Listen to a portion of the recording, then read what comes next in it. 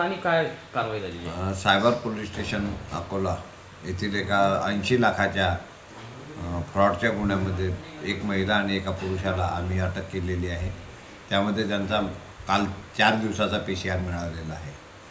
PCR मिळाल्यानंतर दिवसभर inquiry करून त्या महिलेला आम्ही महिलाच्या लॉकअपमध्ये सिव्हिल लाईन पोलीस स्टेशनला टाकलेलं होतं.